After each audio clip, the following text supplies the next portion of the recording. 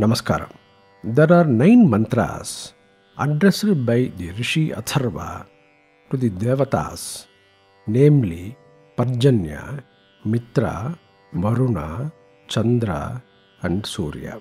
This Suktam appears in first Kanda, third Sukta of Shaunaka Shaka of Atharva Veda and is popularly known as Mutra Mochana Suktam.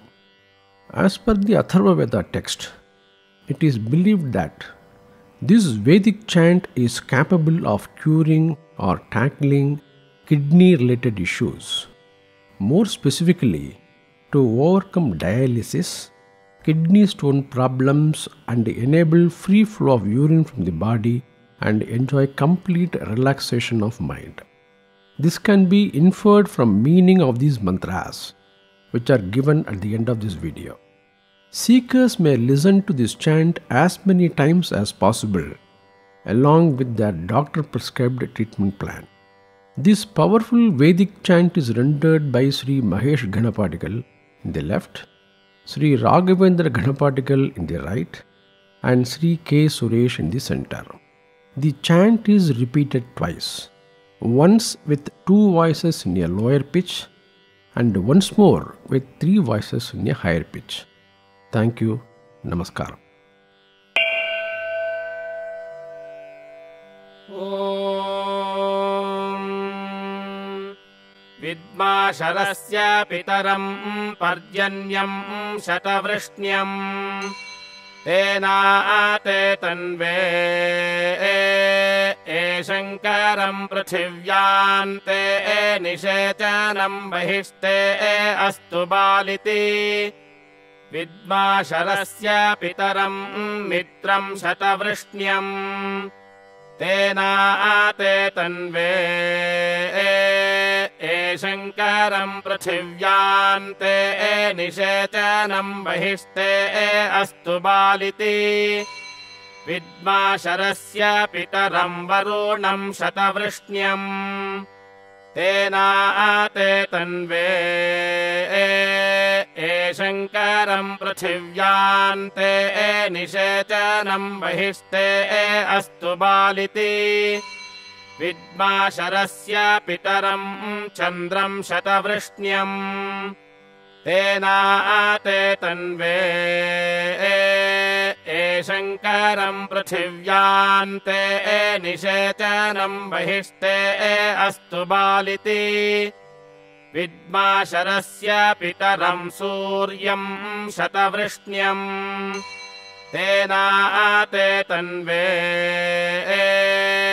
Shankaram Prithivyan Nishetanam Bahiste Astu Baliti Yadantreshu Gavinyor Yadvastavadhisam Shrutam Devate Mutram Mucyatam Bahirbaliti Sarvakam Prate Bhinadvimehanam Vartram Veshantya Iva Devate Mutram Mucyatam Bahirbaliti Sarvakam Vishitante Vasti Bilam Samudrasyo Dadheriva Devate Mutram Mucyatam Bahirbaliti Sarvakam Yache Shuka Parapa Tadava Srishtadhidhanvanaha Devate Mutram Mucyatam Bahirbaliti Sarvakam Om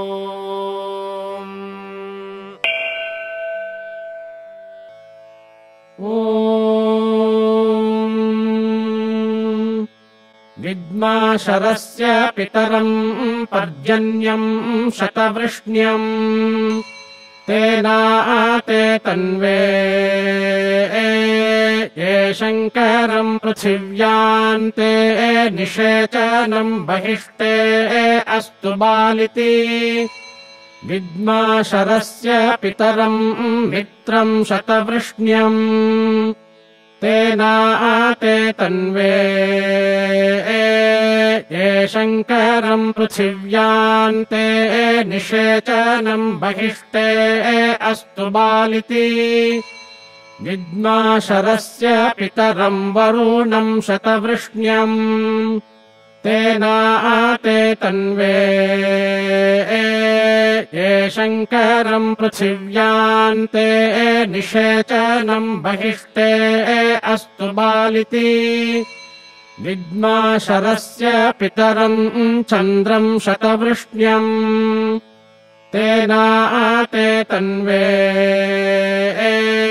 ये शङ्करम् पृथिव्यान्ते निषेचनम् बहिष्टे अस्तु बालिति विद्माशरस्य पितरम् सूर्यम् शतवृष्ण्यम् तेनाते तन्वे